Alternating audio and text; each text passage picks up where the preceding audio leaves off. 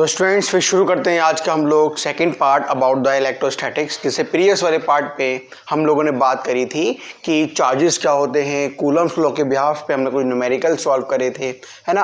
आज हम लोग कूलम्स लॉ की बात करेंगे और कूलम्स लॉ पे किस किस कैटेगरी के क्वेश्चंस बन सकते हैं। डिफरेंट टाइप्स के क्वेश्चन बनते हैं, लेकिन हमें ये नहीं मालूम पड़ता कि इसमें कूलम्स लॉ ही लगाना है, F=K Q1Q2/R² लगाना है। तो उसके लिए मैंने पहले कैसे कैसे क्वेश्चन बन सकते हैं एक चार्ट बना दी है, ताकि आप लोगों को पहचान हो जाए कि इस पे कूलम्स लॉ लगाना है नहीं लगाना है। चार्ट में बच्चों क्या है, ये पूछता है कि थर्ड चार्ज को हम कहाँ पे प्लेस करें कि पूरा सिस्टम किस में आ जाए, इक्विलिब्रियम में आ जाए। मैंने हर कैटेगरी पे तुम्हें बहुत सारे क्वेश्चन ले लिए हैं और हर कैटेगरी के लास्ट में पहुंचने के बाद हम क्या करेंगे बच्चों, लास्ट में जिसकी PYQs हैं वो भी आपको आराम से यहाँ पे मिल जाएंगे हर कैटेगरी पे ना। तो PYQs भी हम लोग सॉल्व करेंगे और हैंड टू हैंड हम लोग क्या क्या बात करेंगे कि कूलम्स लॉ पे किस किस कैटेगरी के पहले पहले बेसिक क्वेश्चन बना सकते हैं। और देखो कैसे पूछ लेता है कि थर्ड चार्ज प्लेस, तीसरे चार्ज को हम कहाँ प्लेस करें कि पूरा सिस्टम किस में आ जाए, इक्विलिब्रियम में आ जाए। क्या पूछता है, टाइम पीरियड ऑफ SHM। सारी कहानी किसकी है, ये सारी कहानी किसकी है, कूलम्स लॉ के बिहाफ पे ही क्वेश्चंस बनते हैं। चार्ज ट्रांसफर, कितना चार्ज ट्रांसफर कर दें, कुछ चार्ज ट्रांसफर कर दिया, अब बताओ नया फोर्स क्या होगा, है ना। हैंग फ्रॉम सीलिंग मतलब क्या हुआ, तो चार्ज को हमने सीलिंग से लटका दिया, अब ये वाला चार्ज इस पर कितना फोर्स लगाएगा, ये वाला चार्ज इस पर कितना फोर्स लगाएगा, इन दोनों के बीच में कितना एंगल होगा, ऐसे क्वेश्चन आते हैं। फिर क्या है हमारे पास, परमिटिविटी के क्वेश्चन आते हैं। मतलब ये हुआ कि अगर अभी हम चार्ज को एयर में प्लेस कर रहे थे, अब चार्ज को किसी मीडियम में प्लेस कर दें, तब उसमें क्या चेंजेस आएंगे। तो स्टेप बाय स्टेप ऐसे क्वेश्चन को हम बनाते हैं। तो पहले आओ सिंपल से कुछ क्वेश्चंस हैं, जरा उसको सॉल्व करें। देखो, where we put third charge Q0 the system is in equilibrium. पहले हम लोग ये समझें कि क्या मतलब होता है किसका, इक्विलिब्रियम का मतलब क्या होता है। इक्विलिब्रियम का मतलब ये है कि नेट फोर्स, इक्विलिब्रियम का मतलब बच्चों ये क्या हुआ कि बॉडी पे F नेट की वैल्यू कितनी होनी चाहिए, 0 होनी चाहिए। मतलब ये है कि तीसरे चार्ज को हम इस लाइन के अलोंग ऐसा प्लेस करें कि उस पे नेट फोर्स की वैल्यू 0 होनी चाहिए। नेट फोर्स 0 का होने का मतलब क्या होता है, कुछ चार्ज इसको इधर से खींचेंगे, कुछ चार्ज को इधर से खींचेंगे, तो नेट फोर्स की वैल्यू कैसी हो जाएगी, 0। लेकिन दोनों का फोर्स कैसा होना चाहिए, अपोजिट और इक्वल अमाउंट में होना चाहिए, तभी नेट फोर्स की वैल्यू 0 होगी। अभी पहले पूरा का पूरा कॉन्सेप्ट बनाएंगे और इसकी तुम्हें एक ट्रिक प्रोवाइड करवा दूंगा, उस ट्रिक पे काम करना, आंसर आराम से निकाल लोगे, ठीक है। और दो समझते हैं इस बात को। क्या पूछा, देखो पहले हम लोग नियम बनाए, ये हमारे पास देखो ये सिंपली मैंने एक जर्नी बनाई, ये कितना है 9Q और ये कितना दे रखा है सिंपली Q। अब सुनना मेरी बात को, दोनों के बीच की दूरी सिंपली कितनी दे रखी है हमारे पास D। अब मैंने क्या बोला कि अब तीसरा चार्ज को हम कहाँ पे प्लेस करें। सोचो कि अगर तीसरे वाले चार्ज को मैंने यहाँ पे प्लेस कर दिया ऐसे करके, जब तीसरे वाले चार्ज को मैंने यहाँ पे प्लेस करा है, Q0 बोल दिया, अब ये भी पॉजिटिव है मेरे पास। अब ये 9Q, ये बोथ आर पॉजिटिव, ये इस पर फोर्स लगाया किस डायरेक्शन में, इस डायरेक्शन में। अब इसकी बारी आई, ये भी पॉजिटिव है, ये भी पॉजिटिव है, जब ये इस पर फोर्स लगाएगा किस डायरेक्शन में, इस डायरेक्शन में। अरे दोनों जने मुझे इधर से ही खींच रहे हैं, तो नेट फोर्स 0 कहाँ से हो जाएगा, बॉडी में कुछ ना कुछ फोर्स की वैल्यू मिलेगी। और हम क्या चाहते हैं कि बॉडी किस में आ जाए, इक्विलिब्रियम में, नेट फोर्स की वैल्यू 0 हो जाए। चलो तुमने कहा चलो ठीक है, फिर ये वाले चार्ज को उठा के यहाँ पे प्लेस करके चेक कर लेते हैं, यहाँ पे रख दिया। अब बताओ, ये पॉजिटिव उठा के इधर धक्का मार देगा, ये पॉजिटिव उठा के अगेन इधर धक्का मार देगा। बच्चों हम नेट फोर्स इस पे निकालना है 0, जो थर्ड चार्ज हम प्लेस कर रहे हैं उस पर निकाल रहे हैं। तो अब देखो ये वाला भी इस पे क्या मार रहा है, इसी डायरेक्शन में फोर्स मार रहा है। तो कहने का मतलब क्या हुआ, जब वो चार्ज कैसे हो जाएं, सेम नेचर के, चाहे दोनों पॉजिटिव हों दोनों नेगेटिव हों, इधर रखना बेकार है, नेट फोर्स 0 नहीं मिल सकती। अब जब सोचते कहाँ रखा जाए, मानो मैंने कहाँ रख दिया, अब इसके बिल्कुल करेक्ट बीच में रख दिया। अब बीच में रखने के बजाय अब जरा देखो बीच में कोई फायदा हुआ, ये 9Q है, कहाँ धक्का मारेगा, देखो ये पॉजिटिव धक्का इसको इस डायरेक्शन में मारेगा, ये पॉजिटिव धक्का इसमें ये इस डायरेक्शन में मारेगा। कहने का मतलब क्या हुआ, नेट फोर्स 0 होने की संभावना है, लेकिन यहाँ से 9 लोग धक्का मार रहे हैं, यहाँ से एक धक्का मार रहा है, तो नेट फोर्स 0 नहीं हो सकता है, बिकॉज यहाँ का मैग्नीट्यूड कैसा है, ज़्यादा, और यहाँ का मैग्नीट्यूड कैसा है, कम। अब क्या मतलब हुआ इस बात का कि हमें इसको ऐसा प्लेस करना है कि नेट फोर्स की वैल्यू 0 तो हो लेकिन मैग्नीट्यूड भी तो बराबर हो जाए। अब जरा देखो, इस वाले चार्ज को अगर मैं यहाँ पे रख दूँ किसके पास, Q नॉट के पास, Q नॉट के पास। अब देखो क्या हुआ, इन दोनों के बीच की दूरी कितनी हो गई, x कम हो गई। जब दूरी कम हो गई और फोर्स की वैल्यू कैसी होती है, is inversely proportional to r square. जब दूरी कम करोगे फोर्स की वैल्यू बढ़ जाएगी। तो बात हमारी समझ में आ गई। और फोर्स की वैल्यू इस प्रोपोर्शनल किसकी होती है, चार्जेस के। अब जरा देखो, इन दोनों के बीच की दूरी कैसी हो गई, कम, तो लेकिन चार्ज भी तो कम है, तो इसका मतलब क्या हो, फोर्स बैलेंस हो जाएगी। इन दोनों के बीच की दूरी कितनी हो गई है, ज़्यादा, तो फोर्स हो गई कम, लेकिन चार्ज भी ज़्यादा है तो फोर्स बैलेंस हो जाएगी। तो कहने का मतलब हमने एक नियम बना लिया कि जब भी हमें वो चार्ज पॉजिटिव होंगे, तीसरा चार्ज प्लेस करना होगा, इस पूरी पट्टी के बीच में प्लेस करेंगे। और बीच में भी कहाँ पे, हमेशा स्मॉल चार्ज के पास, स्मॉल चार्ज के पास, स्मॉल चार्ज के पास कुछ दूरी कितनी, स्मॉल चार्ज के पास कुछ दूरी कितनी, एक्स पे। देखो एक नियम बना लो, जब भी हम बात करें, ये 9Q था और ये हमारे पास Q है और इन दोनों के बीच की दूरी कितनी दे रखी है, सिंपली D। तो जब भी हमें प्लेस करना है तीसरे वाले चार्ज को प्लेस करेंगे कहाँ पे, हमेशा स्मॉल वाले के पास। ठीक है, कितनी दूरी पे प्लेस कर दिया, x दूरी पे। तो बताओ ये पूरी दूरी कितनी हो गई हमारे पास, सिंपली d माइनस एक्स। अभी पूरा कॉन्सेप्ट बना रहे हैं, उसके बाद तो मैं ट्रिक भी बता दूंगा कि सॉल्व ऐसे विद इन सेकेंड कैसे कर देना। अभी देखो जरा, मतलब क्या हुआ, बाद नियम आ गई कि कहाँ प्लेस करना है, हमेशा स्मॉल चार्ज के पास प्लेस करना है, स्मॉल चार्ज के पास। ठीक है, चाहे दोनों ये दोनों चाहे पॉजिटिव हो, ये दोनों चाहे नेगेटिव हो, प्लेस हमेशा क्या करना है स्टूडेंट, स्मॉल चार्ज के पास। अब जरा आगे बढ़ते हैं। अब ये वाला जब इस पे फोर्स लगाएगा इस डायरेक्शन में और ये वाला जब इस पे फोर्स लगाएगा इस डायरेक्शन में, दोनों का मैग्नीट्यूड बराबर होने की संभावना आराम से हो गई। Force due to Q and force due to 9Q, और दोनों फोर्स की वैल्यू कैसी होनी चाहिए, इक्वल होनी चाहिए, तभी इस बॉडी पे नेट फोर्स की वैल्यू 0 हो जाएगी। रखना कहाँ पे है, स्मॉल चार्ज के पास रख दिया। और निकालते हैं, तो force due to small q कितना मिलेगा, फोर्स ड्यू टू 9Q बराबर रखते हैं, कितना मिला small q, Q not upon simple क्या मिलेगा, x का स्क्वायर। आगे बोलो k, अब इन दोनों के बीच में निकालना है, Q नॉट 9Q अपॉन कितना, d माइनस एक्स का होल स्क्वायर। आओ काटा पेटी करते हैं। देखो k पूरी पट्टी ऊपर से बच्चों ये कटी 9 को छोड़ के, तो इसको उधर लेकर आओ, तो d माइनस एक्स का whole square upon x square is equal to what, 9। इस पे स्क्वायर रूट फेंका, कितना मिला, simply 3d minus x upon x, d minus x is equal to कितना मिल गया, 3x। इसको मैंने इधर फेंका ना, तो जब हम देखो d इज इक्वल टू कितना आ गया, 4x, और हमें यहाँ पे क्या मिला, d upon 4 is equal to x के बराबर। x क्या है, x वो दूरी है जहाँ पे हम चार्ज को प्लेस कर रहे हैं। कौन से चार्ज को, थर्ड वाले चार्ज को। क्या करने के लिए, पूरे सिस्टम को क्या लाने के लिए, इक्विलिब्रियम में लाने के लिए। तो कहाँ प्लेस करना है, छोटे वाले चार्ज से d/4 दूरी पे। सुनो, छोटे वाले चार्ज से d दूरी में। हम चाहते हैं इतना काम ना करें, सुनो मेरी बात को, बस क्या कर देना, x upon under root n plus 1 पे काम करना। बच्चों यहाँ भी n क्या है, बिग चार्ज का मैग्नीट्यूड, बिग चार्ज मैग्नीट्यूड। अब जरा देखो क्या मतलब हुआ इस बात का। अब x क्या थी, वो दूरी कहाँ से, छोटे वाले चार्ज से, ये आ गया d। व्हाट अबाउट n, बड़े वाले चार्ज का मैग्नीट्यूड कितना दे रखा है स्टूडेंट्स, 9। अब 9 को कहाँ रखो, रूट में, बाहर निकालो, कितना आ गया 3, बाजू में लाया है 1, 3 प्लस 1 व्हाट वी गेट 4। तो सिंपल हम यहाँ से d under root n plus 1 से भी आंसर सिंपल निकाल सकते हैं। ये तो पूरा तरीका हो गया हमारा सॉल्व करने का, क्या क्या काम कैसे करना है, यहाँ से विद इन सेकेंड निकाल सकते हैं। ठीक है, और जरा और देखो इसको और कॉन्सेप्ट बनाते हैं। अब मैंने आपसे कहा चलो यहाँ पे चार्ज रखा मैंने, यहाँ पे अब यहाँ पे रखा 16Q और यहाँ पे रखा है मैंने Q, और ये दूरी कितनी दे रखी है, सिंपली हमारे पास कितनी, D। अब थर्ड चार्ज को कहाँ प्लेस करें, ये पूरा सिस्टम किस में आ जाए, इक्विलिब्रियम में आ जाए। तो अभी हमने क्या नियम बनाया, हमेशा कहाँ पे रखना, छोटे वाले के पास। यहाँ से कितनी दूरी पे है, x दूरी पे है। अब जरा बोलो, तो फॉर्मूला बोलो, x बराबर कितना, d upon under root what n plus 1। What about under root n, 16 बाहर निकालो, 4 कितना आ गया, 5। खत्म कहानी, बस। ठीक है, ये पूरी कहानी कहाँ से याद रखना, पूरी कहानी कहाँ से, स्टूडेंट स्मॉल चार्ज से है। सारी दूरी जो अभी हम लेके चल रहे हैं, सारी दूरी स्मॉल चार्ज के बिहाफ पे है। अब देखो और उसको हल्का सा और मॉडिफाई करते हैं। देखो अब मैंने आपसे कहा कि यहाँ पे मैंने एक चार्ज रखा है -Q, यहाँ पे रखा है मैंने -25Q। अब दोनों को मैंने क्या चेंज कर दिया, मैग्नीट्यूड चेंज कर दिया, और दोनों के बीच में मैंने दूरी अभी बोल दी कितनी, चलो 36 मीटर दे रखी है। ठीक है।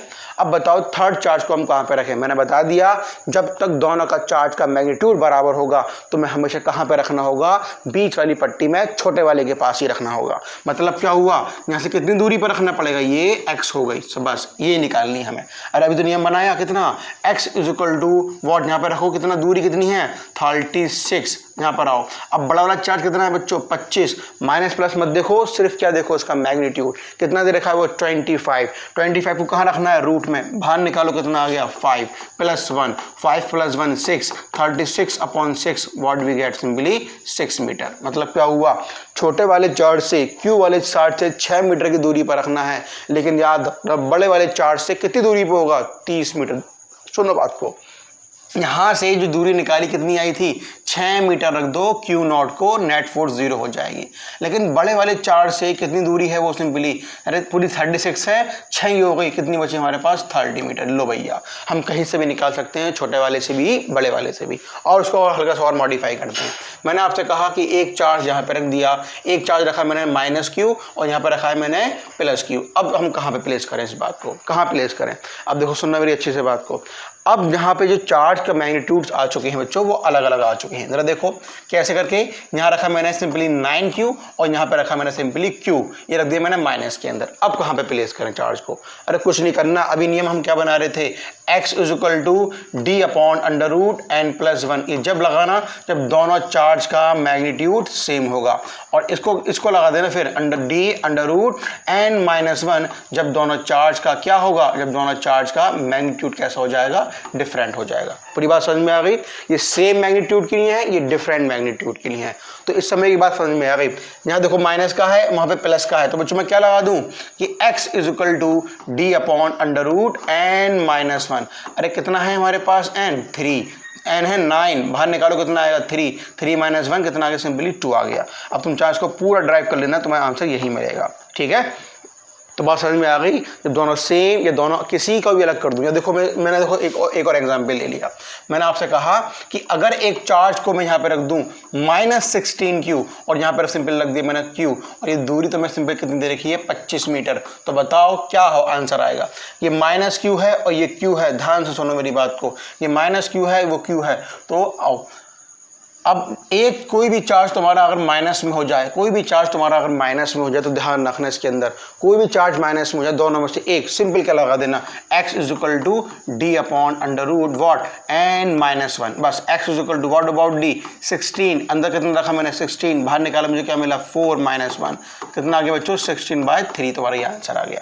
बस कहने का मतलब क्या है, याद रखना चार्ज का मैग्नीट्यूड देख के ही इस क्वेश्चन को ट्राई करना, और सिंपल अपना क्या लगाना, x बराबर d/√n+1 या n-1। अब सुनो मेरी बात को, बीएससी में जो तुम्हारा क्वेश्चन पूछा गया है वो देखो क्या पूछा गया, क्या पूछा गया कि एक चार्ज है यहाँ पे रखा है और एक चार्ज है यहाँ पे रखा है, इसका मैग्नीट्यूड है q और ये दे रखा सिंपली 2q, और दोनों के बीच की दूरी दे रखी है सिंपली d।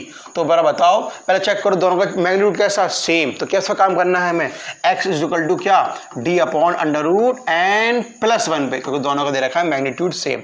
ये बीएससी में पूछा गया है, तो बताओ x की दूरी थर्ड चार्ज की दूरी कहाँ पे होगी।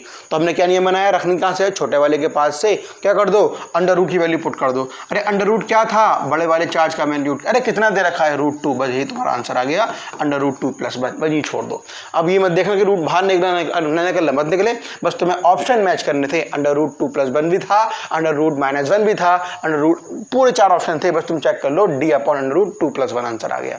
ठीक है पूरी कहानी। चलो अब नेक्स्ट क्वेश्चन पे आते हैं। इसकी हम नेक्स्ट कैटेगरी जरा देखें। नेक्स्ट कैटेगरी क्या है हमारे पास, सुपर पोजिशन ऑफ चार्जेस। अब जरा इसकी बात कर ले। देखो सुपर पोजिशन ऑफ चार्जेस के लिए मैं तुम्हें एक और नियम बताऊं अच्छे तरीके से, इसको हम सॉल्व कैसे कर सकते हैं। जरा देखो सुपर पोजिशन का मतलब क्या होता है, मतलब ये होता है कि अगर मेरे पास डिफरेंट चार्जेस रखे हैं ऐसे करके, Q1 Q2 Q3, ये इन तीनों के बीच की दूरी है, इसको मैंने R1 बोल दिया, R2 बोल दिया, R3 बोल दिया। जो कूलम्स लॉ ने जो बात करी है वो क्या बात करी है, सिर्फ और सिर्फ दो चार्ज के अबाउट, कि दो चार्ज के बीच में लगने वाला फोर्स हम कैसे निकाल सकते हैं। अब यहाँ पे तीन चार्ज दे दिए तो क्या करा जाए, कुछ नहीं करना, टेंशन नहीं पालनी। अब आराम से देखो, पहले ये चीज देखो वो किस पे फोर्स पहुंचवा रहा है, Q1 पे, Q2 पे, Q3 पे। मान लो कि वो Q1 पे फोर्स पहुंचवा रहा है तो देख लो इसके आजू बाजू इस पे फोर्स और लगाने वाले कितने हैं। अरे Q2 भी लगा देगा इसके ऊपर फोर्स, Q3 भी लगा देगा इसके फोर्स, तो कोई बात नहीं। Q2 कितना फोर्स लगा रहा है, F Q2 कितना फोर्स लगा रहा है 1 पे, उसको प्लस कर दो, Q3 कितना लगा रहा है 1 पे। जिस पे फोर्स लगा रहे हैं ये भी लगा रहा है, ये भी लगा, दोनों का फोर्स को एडअप कर दो। एडअप कैसे करना है आपको, वेक्टरली एडअप करना है। अब क्या मतलब होता है वेक्टरली एडअप का, समझते हैं इस बात को जरा देखो। बच्चों मैंने आपसे कहा कि सुपर पोजिशन में एक बात याद रखना कि कितने चार्ज हैं और किस पे फोर्स लगा रहे हैं, ये हमें मालूम होना बहुत जरूरी है। अब देखो मैंने आपसे एग्जाम्पल लिया आपके लिए, देखो कि सुपर पोजिशन क्या होता है कि फोर्स का सिंपली वेक्टर सम कर दिया जाए। फोर्स वेक्टर सम ऑफ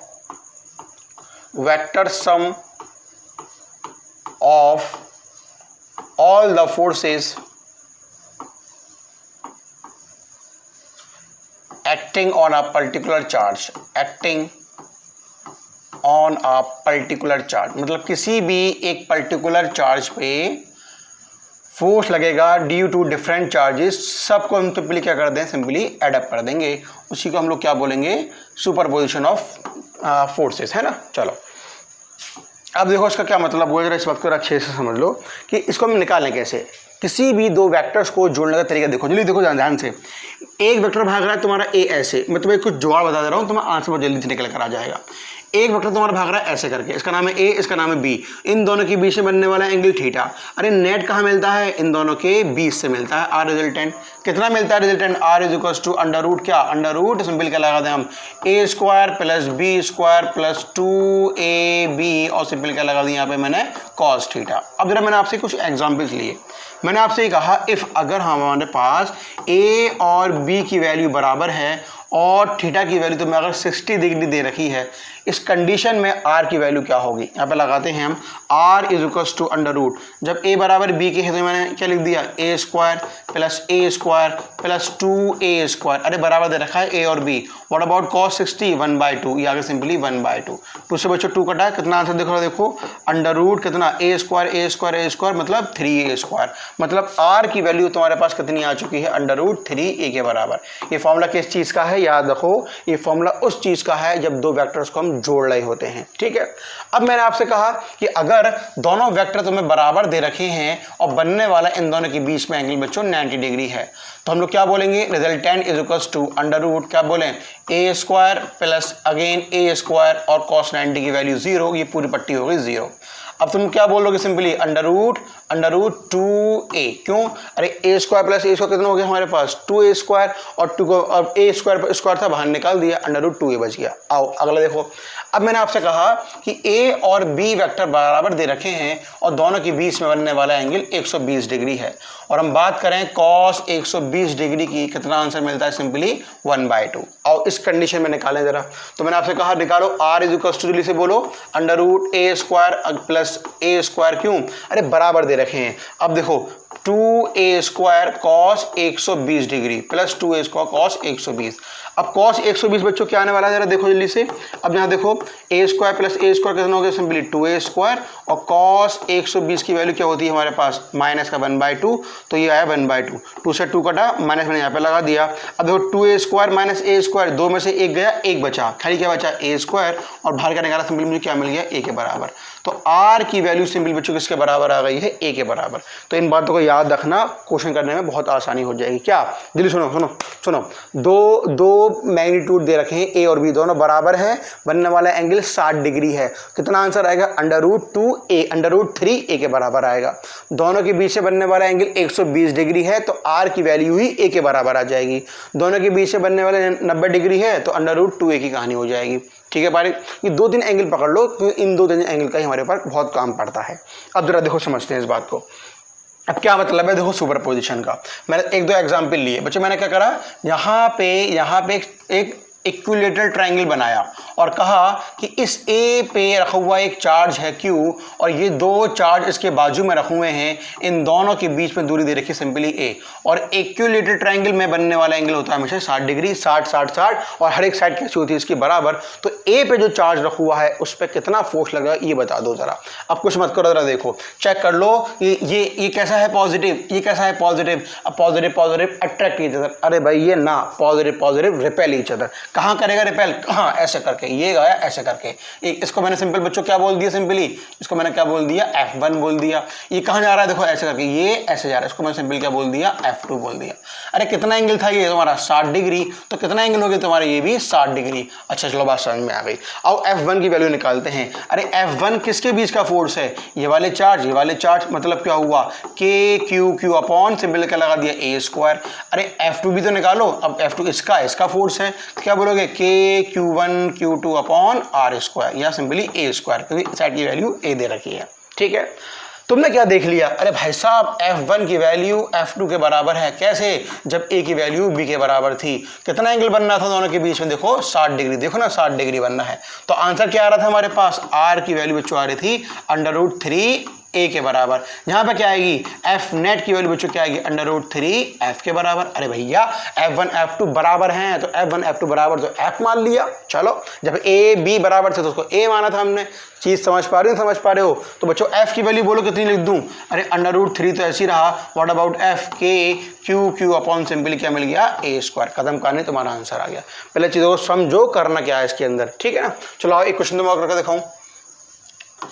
एक क्वेश्चन और जरा देखो, मैंने एक और ऐसा ट्रायंगल बना दिया और ये अगेन क्या दे रखा तुम्हारे पास बच्चों, इक्विलेटरल ट्रायंगल ही दे रखा है। ठीक है, ये एक चार्ज यहाँ रखा मैंने Q, एक चार्ज यहाँ पे रखा मैंने -Q, एक चार्ज यहाँ पे रखा मैंने Q।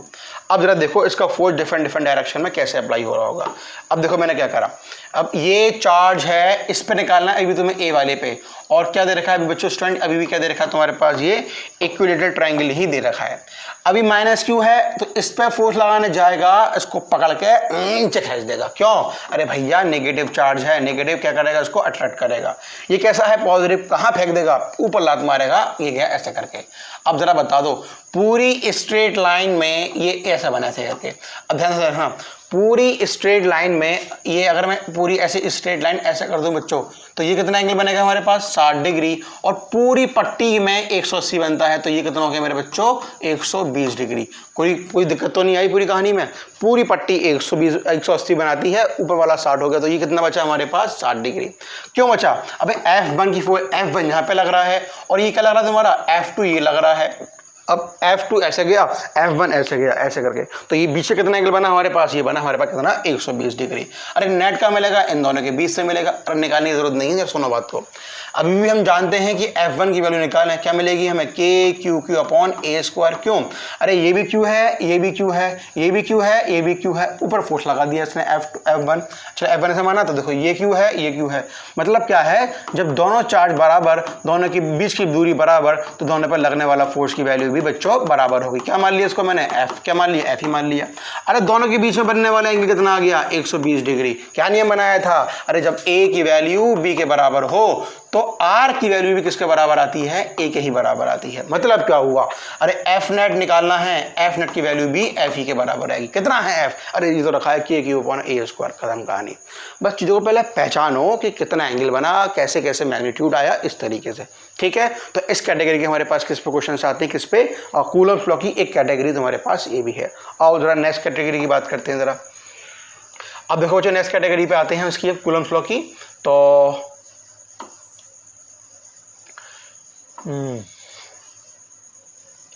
Find charge on the ये हो गया, ये भी हो गया। चलो अब इस कैटेगरी देखो, नेक्स्ट कैटेगरी पे आते हैं, ये रही परमिटिविटी एंड रिलेटिव परमिटिविटी। इसकी जरा बात कर लेते हैं। देखो जरा, देखो अभी तक हमने जो बात करी थी, फोर्स फाइंड करी थी, तो फोर्स का बच्चों हमने फॉर्मूला क्या बनाया था, सिंपल क्या, F इज एयर के अंदर 1/4 pi epsilon naught Q upon simply R² formula बनाया था। अब मैंने कहा फॉर मीडियम, मतलब दोनों चार्ज को एयर में न रखते हुए मैंने कहाँ पे प्लेस कर दिया है, मीडियम में। तो बच्चों फोर्स इन मीडियम क्या होगा, कुछ नहीं होगा। देखो जरा 1/4 pi epsilon of medium q q upon simple मैंने यहाँ पे क्या लगा दिया सिंपली आर स्क्वायर। क्या चेंज हो गया, बस ध्यान रखो, जब चार्ज एयर में रखे हुए हैं तो हमें किस पे काम करना है, एप्सिलॉन नॉट पे, और जब चार्ज किसी मीडियम में रखे हुए हैं तो हमें किस पे काम करना है, एप्सिलॉन ऑफ मीडियम। इसको बच्चों हम क्या बोलते हैं, इसी को हम लोग क्या बोलते हैं, permittivity of what, permittivity of medium की बात कर रहे हैं यहाँ पे हम। और इसको हम लोग क्या बोल रहे थे students, permittivity of free space, हवा की बात कर रहे थे, वैक्यूम की बात कर रहे थे। ठीक है, बस हमें ये सिर्फ ये बताता है कि हम कहाँ पे बात कर रहे हैं, चार्ज को हमने कहाँ पे प्लेस कर रखा है। अब जरा आना देखो, जरा मैंने बोला पहले फोर्स निकाली थी एयर में, फिर फोर्स निकाली मैंने मीडियम में, दोनों को डिवाइड करते हैं। जरा देखो 1/4 pi epsilon naught q q upon r square, और इसी को मैंने बच्चों में पूरी कहानी को डिवाइड कर दिया 1/4 pi epsilon of medium q q upon simply r square. ये पूरी कहानी आराम से कट गई, 1/4 पाई कट गया। ये सबसे नीचे है, कहाँ पहुंचेगा भैया, सबसे ऊपर, तो क्या मिला, epsilon of medium upon epsilon of not. इसी को बच्चों हम लोग क्या बोलते हैं, एप्सिलॉन ऑफ आर। इसका नाम मैंने बाद में क्या रखा है, रिलेटिव परमिटिविटी। स्पेलिंग में मत जाना, रिलेटिव परमिटिविटी।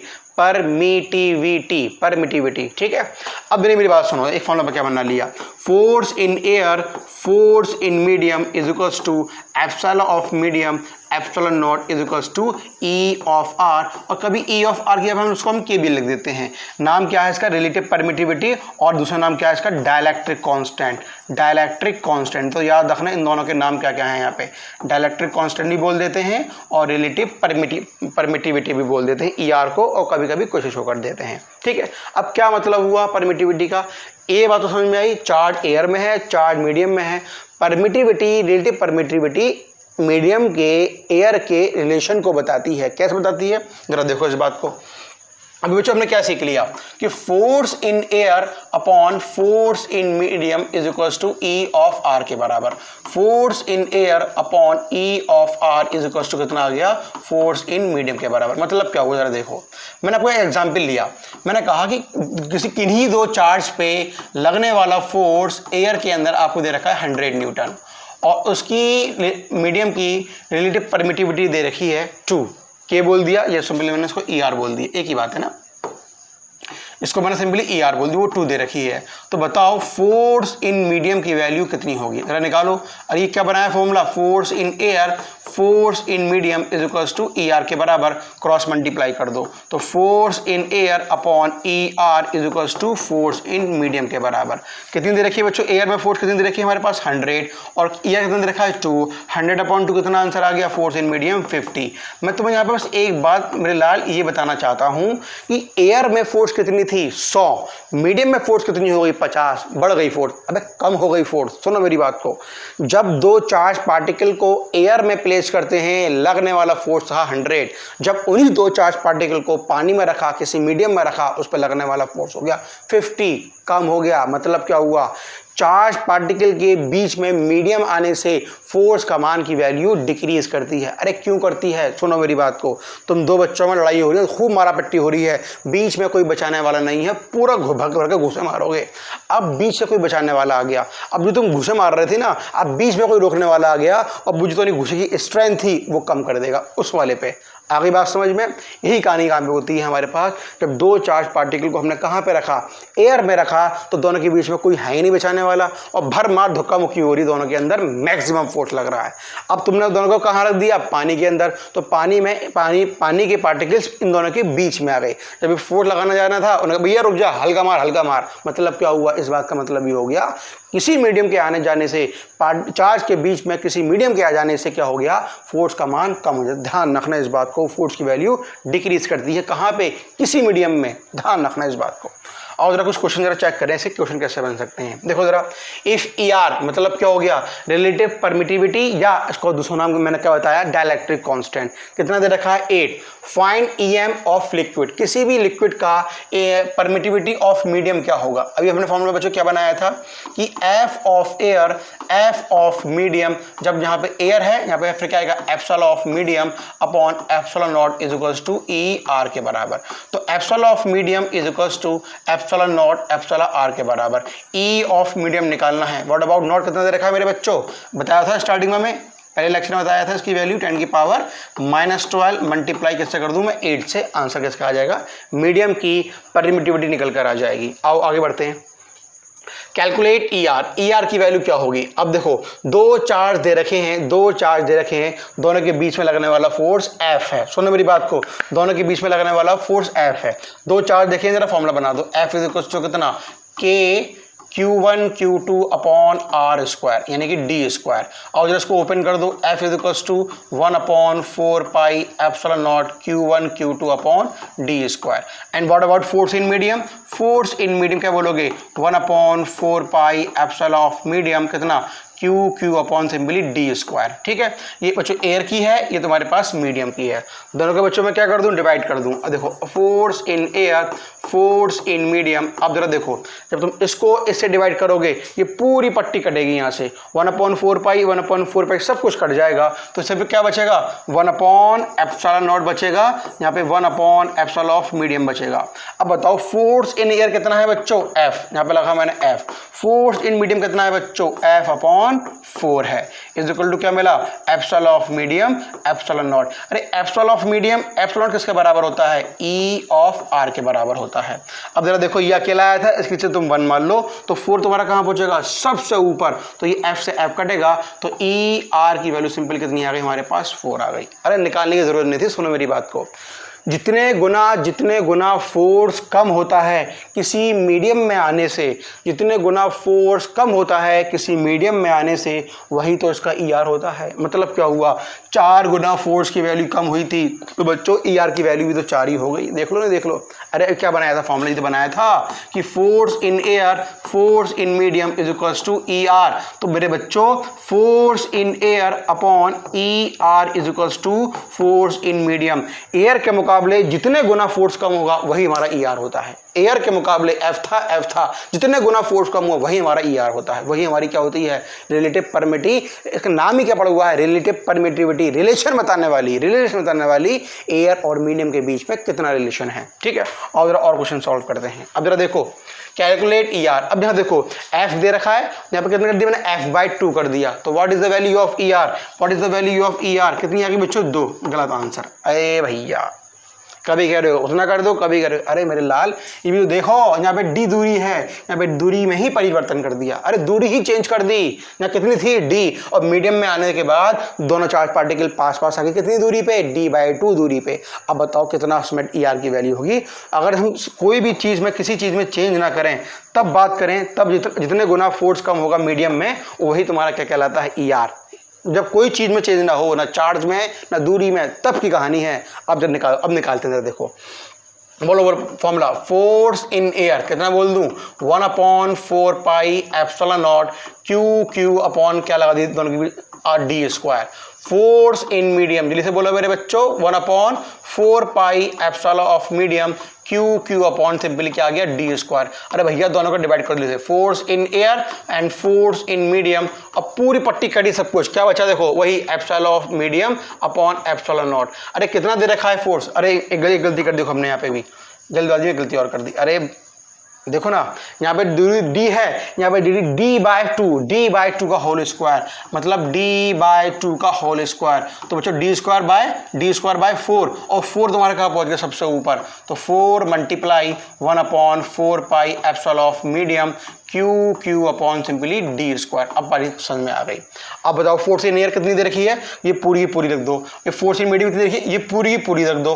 अब जरा देखो काटे पेटी, एक बार मैं पूरी बड़ी पुटअप कर रहा हूँ यहाँ पे, देखो 1 upon 4 pi epsilon Q upon D square. What about medium, 4 multiply 1 upon 4 pi epsilon of medium Q upon simply क्या आ गया, D स्क्वायर। अरे पूरी पट्टी से ये पूरी पट्टी कटी, 1 अपॉन 4 पाई ये कटा। अभी देखो force in air upon force in medium is equals to, ये कहाँ जाएगा तुम्हारा, सबसे ऊपर, epsilon of medium 4 times epsilon naught. ठीक है, अब फोर्स इन एयर कितना दे रखा है बच्चों, F, वो कितना दे रखा है हमारे पास F/2। अब यहाँ पे प्रोडक्ट पढ़ते हैं, फोर्स इन एयर है बच्चों F, और वो कितना दे रखा है simply F/2 is equals to εm upon ε0 multiply 4। अभी कहाँ जाएगा तुम्हारा सबसे ऊपर, क्योंकि F अकेला है इसके नीचे 1 लगा लो, ये तुम्हारा सबसे ऊपर पहुंच जाएगा और F से F कैंसिल हो जाएगा इज इक्वल्स टू εm। ε0 क्या होता है हमारे पास ER अपॉन 4, इसको जरा मल्टीप्लाई कर दो तो ER की वैल्यू सिंपल कितनी आ गई हमारे पास 8 आई है, ना कि 2। बात समझ में आएगी क्योंकि हमने इन दोनों के बीच की दूरी को चेंज कर रखा था। ठीक है बच्चों, यहाँ तक हमने पूरी कहानी देखी। अब इसको जरा और हल्का सा आगे बढ़ाते हैं। अब और क्वेश्चन जरा सॉल्व करो। अब देखो क्या बोल रखे हैं, अब बच्चों वो क्वेश्चंस आ चुके जिसका मैं इंतजार था कि हम चार्ज को जब हैंग कर दें, किसी सीलिंग से कहीं से हैंग कर दें, तब कहानी में क्या चेंज होता है। अब जरा इसकी बात करते हैं जरा। ठीक है, पहले इससे पहले इस क्वेश्चन को करने से पहले इसका एक हल्का सा थोड़ा सा कॉन्सेप्ट बना लेते हैं, करना क्या है जरा इसके अंदर। जरा देखो इसके अंदर अगर हम बात करें इसके कॉन्सेप्ट में तो क्या पूछता है कि हमारे पास एक दो चार्ज हैं जिनको हमने ऐसे सीलिंग से हैंग कर रखा है इस तरीके से। तो पहले बच्चों पूरी कहानी समझना, इन दोनों के बीच में एक मैंने एक लाइन खींची ताकि इसकी स्टडी करने में हमें आसानी हो जाए। अब जरा देखो, मैंने कुछ एंगल बोल दिया थीटा, कुछ जरा फॉर्मूला बना लें ताकि हम काम की स्टार्टिंग वहाँ से करें, अपने एग्जाम में पूरा कॉन्सेप्ट यूज ना करें। सुनो बात को अच्छे से रहा बच्चों, इस पर चार्ज है Q, इस पर चार्ज है Q। हमसे ये पूछता है कि बताओ ये एंगल थीटा कितना होगा। इसी के बिहाफ पे ही डिफरेंट क्वेश्चन पूछेगा हमसे। आओ जरा सॉल्व करते हैं। देखो बच्चों, इन दोनों के बीच में अगर दूरी मैंने सिंपली x ले रखी है और दोनों हमारे पास पॉजिटिव चार्ज है, दो पॉजिटिव चार्ज को मैंने ऐसे हैंग कर रखा है, तो ये वाला इस पे फोर्स लगाएगा, ये वाला इस पे फोर्स लगाएगा, दोनों के बीच में ये वाला इस पे फोर्स लगाएगा, इधर मारेगा, और ये वाला इस पे फोर्स इधर मारेगा। तो अभी हम पूरी एक ही चार्ज की स्टडी कर रहे हैं ऐसे करके। इस पे फोर्स लगा सिंपली कितना लग गया F फोर्स। अरे धागे से लटकू हुई है, और धागे पे लगने वाला फोर्स सिंपल क्या होता है बच्चों, टेंशन। और नीचे क्या लगता है सिंपली, नीचे क्या लगा सिंपली mg। ये बात हमें समझ में आ गई। अब हमने क्या ये नियम बना रखा है पहले से ही, जब भी हम किसी भी वेक्टर क्वांटिटी की बात करें, या तो वो x में होनी चाहिए या फिर वो y में होनी चाहिए, बीच में होगी उस पर हम काम नहीं कर सकते हैं। मतलब क्या करना पड़ेगा, हमें कंपोनेंट्स ब्रेक करने पड़ेंगे। आओ जरा समझते हैं। देखो ये तो बच्चों y में दिख रहा है, ये तो मैं x में दिख रहा है, लेकिन ये t नहीं दिख रहा। कंपोनेंट्स ब्रेक कर दो, एक कंपोनेंट टी का हमें इधर मिलेगा, एक कंपोनेंट टी का हमें ऊपर मिलेगा। अरे जितना एंगल ये थीटा है बच्चों, ये भी एंगल थीटा होगा, तो ये कितना मिल गया हम लोगों को, टी कॉस थीटा, और ये हमें कितना मिल गया, टी साइन थीटा। अगर मैं इस चार्ज को बाहर निकाल दूं तो ऊपर कितना फोर्स लग रहा है सिंपली इस पर, कितना टी कॉस थीटा, और इधर कितना फोर्स लग रहा है इसके ऊपर सिंपली टी साइन थीटा, और नीचे बच्चों कितना लग रहा है सिंपली इस पर mg, और इधर कितना फोर्स लग रहा है इसके ऊपर, कितना सिंपली है F के बराबर। अब बॉडी रेस्ट में है तो हम लोग क्या बोल सकते हैं कि F की वैल्यू कितनी आ चुकी है हमारे पास, टी साइन थीटा, और मैं क्या बोल दूं कि टी कॉस थीटा किसके इक्वल आ चुका सिंपली mg के बराबर। बॉडी रेस्ट में है, चारों ये ऊपर वाला नीचे वाले को, इधर वाला इधर वाले को, दोनों के बीच मैंने डिवाइड करा। जब डिवाइड करा तो ये साइन अपॉन कॉस हमें क्या देगा simply, tan theta is equal to हमें क्या मिल जाएगा सिंपली F अपॉन mg के बराबर। तो हमारे पास तो पहले हमने एक फॉर्मूला बना लिया किसके, जब किसी भी ऐसी सिस्टम की हम बात करेंगे, चार्ज को हैंग करेंगे, तो हमने एक फॉर्मूला बना लिया क्या, tan theta is equal to F upon mg। ये F क्या है, F वही है जो भी हम बात कर रहे थे, 1/4 pi epsilon Q upon simply क्या मिल जाएगा, r²। अब जो अपने क्वेश्चन पे आते हैं, अब जरा देखो यहाँ पे एक बात ध्यान रखो, यहाँ पे एक फोर्स और है बच्चों, कौन सी आपकी बायोन्सी, वो क्या होती है हमारे पास सिंपली ρVg। अब सही है ना। अब यहाँ पे तो मैं एक बता दूँ कि सिग्मा हमने लिया है डेंसिटी ऑफ ऑब्जेक्ट, और बच्चों रो क्या लिया है हमने यहाँ पे, डेंसिटी ऑफ फ्लूइड या डेंसिटी ऑफ जो भी लिक्विड यहाँ पे दे रखा होगा। अब आगे बढ़ते हैं, जरा देखो, two identical spherical charged metallic sphere same charge hung by a string make 60 degree with each other in vacuum।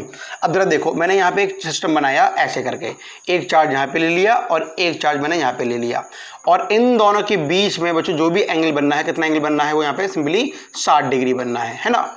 फिर वही कहानी देखो, फिर वही कहानी निकल कर आएगी। अब जब ये हमने कहानी बनाई, जब दोनों को हम लोग हैंग कर देते हैं तो ये इस पर फोर्स लगाएगा, ये इस पर फोर्स लगाएगा, टेंशन काटोगे तो हम सिंपल क्या बोल दें कि tan theta is equal to क्या होता है हमारे पास, F अपॉन mg होता है। ये बात हमें पहली बात हमें यहाँ से ये समझ में आ गई।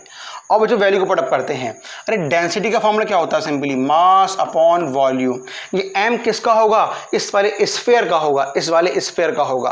तो अब स्फीयर है मतलब ऑब्जेक्ट है, ये वाला ऑब्जेक्ट है, ये स्फीयर ही हमारा ऑब्जेक्ट है, तो इसकी डेंसिटी हमने क्या ले रखी? Simply sigma. अब यहाँ पर रखो तो सिग्मा इज इक्वल टू क्या मिलने वाला है? Mass upon volume.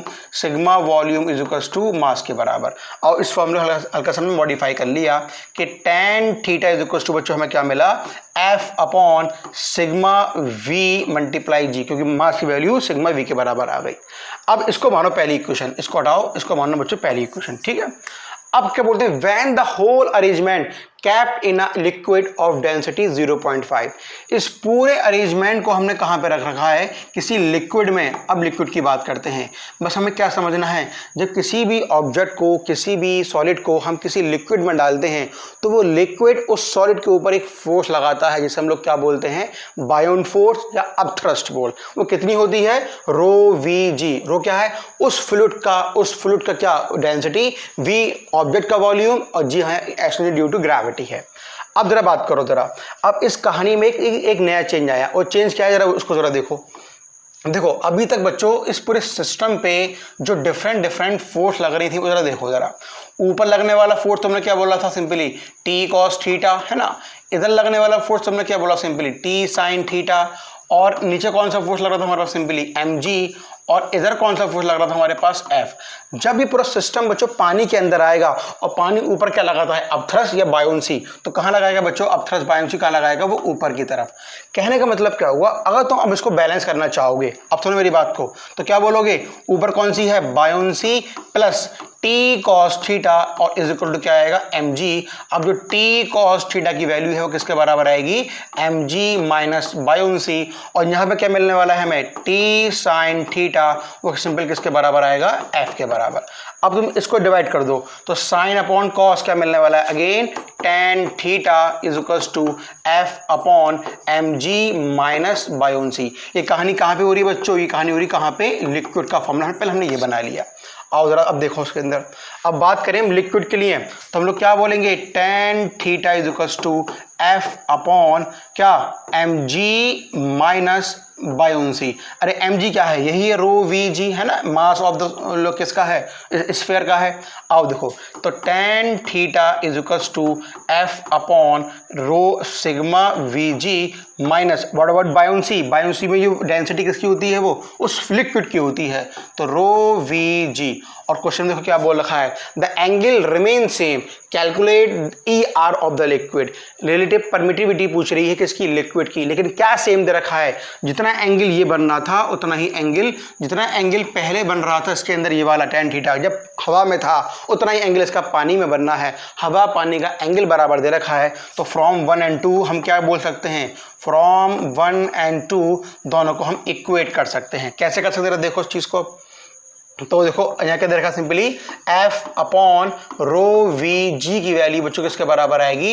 F upon rho sigma V G minus rho we जी। अब देखो वी जी कैंसिल आउट, और ये फोर्स ऊपर, ये फोर्स कहाँ पे थी? एयर में। ये फोर्स कहाँ पे थी? लिक्विड में। अब देखो force in air upon sigma या फोर्स इन लिक्विड क्या बोलोगे? Sigma minus rho. और उनकी वैल्यूज को पुट अप करते हैं। जरा देखो, अब जरा देखो कि लिक्विड ऑफ डेंसिटी मतलब सिग्मा की वैल्यू कितनी दे रखी है? 0.5 और डेंसिटी हमें किसकी दे रखी है? 1.5। Liquid of density 0.5। अब यहाँ पे आ जाओ जरा।